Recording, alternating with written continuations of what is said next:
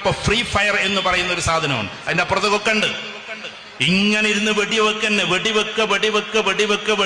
എന്നിട്ട് ആ കാറ് പൊക്കുക, ആ കാർ എടുത്തിട്ട് അപ്പുറത്ത് പോയിട്ട് അതിലും വലിയ കാറ് പൊക്കുക. അങ്ങനെ ചുരുക്കി പറഞ്ഞാൽ എല്ലാ കാറിലുള്ള ഡ്രൈവർമാരെയും ഒളിഞ്ഞിരുന്നിട്ട് വെടിവെക്കുക. അവിടുന്ന് വെക്കടാന്ന് അയൽവാസിനോട് വിളിച്ചു പറയാ, അല്ലെങ്കിൽ ക്ലാസ് റൂമിലുള്ള കുട്ടികളോട് വിളിച്ചു പറയാ. ഒറ്റയ്ക്കെന്ന് വെക്കട എന്ന് പറയുന്ന ഒരു അവസ്ഥയിലേക്ക് കുട്ടികളുടെ അവസ്ഥ മാറുകയാണ്. ഇതിനൊരു സൈക്കോളജി പറയാം, ഞാനൊരു സൈക്കോളജിസ്റ്റ് എന്ന നിലക്ക് പറഞ്ഞോട്ടെ.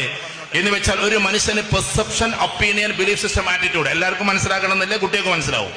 പെർസെപ്ഷൻ എന്ന് പറഞ്ഞാൽ തോന്നലാണ്, ഒപ്പീനിയൻ എന്ന് പറഞ്ഞാൽ അഭിപ്രായമാണ്, അത് പിന്നീട് ബിലീഫ് സിസ്റ്റം ആകും, അത് പിന്നെ ആറ്റിറ്റ്യൂഡ് ആവും.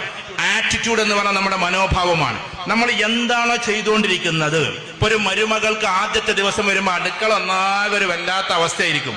ആദ്യമായിട്ട് ഭർത്താവിന്റെ വീട്ടിലേക്ക് വരുമ്പോൾ എന്താ ഇവിടുത്തെ അടുക്കള എങ്ങനെയെന്നൊക്കെ തോന്നും. അതിലൊരു 2 മാസം കഴിഞ്ഞാൽ പിന്നെ ലോകത്തിലെ ഏറ്റവും വലിയ അടുക്കള അതായിട്ട് തോന്നും. കാരണം ആളുടെ ആറ്റിറ്റ്യൂഡ് മാറിയതാണ്.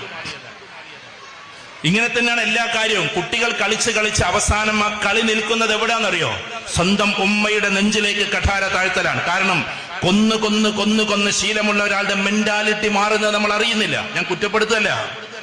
ഇന്നത്തെ കുടുംബങ്ങളിൽ നടക്കുന്ന അവസ്ഥ പറയാണ്. ആയിരക്കണക്കിന് കുട്ടികളുടെയും ഉമ്മമാരുടെയും അലറിക്കരച്ചിൽ കേൾക്കുന്ന ഒരു എളിയ സഹോദരൻ എന്ന നിലയ്ക്ക് ഞാൻ നിങ്ങളോട് പറയാം. ഗെയിം കളിച്ചിട്ട് പൈസ കൊണ്ട് നഷ്ടപ്പെടുത്തുന്ന ഒരുപാട് ആളുകൾ. ഇതേപോലെ തന്നെ ഈ ഗെയിം കളിയിലൂടെ ഇപ്പൊ അടുത്ത് തന്നെ സംഭവിച്ചില്ലേ, ഞാൻ നെഗറ്റീവ് പറയല്ല. ഉമ്മയുടെ മൊബൈൽ ചോദിച്ചപ്പോ ഉമ്മ കൊടുക്കില്ലെന്ന് പറഞ്ഞപ്പോ ഉമ്മയുടെ ചങ്കിനാണ് കഠാര കൊണ്ട് കുത്തിയത്.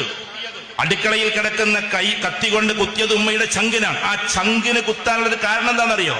കാരണം ഇവരുടെ ഗെയിമിൽ കംപ്ലീറ്റ് കുത്തുന്നതൊക്കെ ചങ്കിനാണ്. നിങ്ങൾ അതിന്റെ ഹിസ്റ്ററി ഒന്ന് പഠിച്ചു നോക്ക്.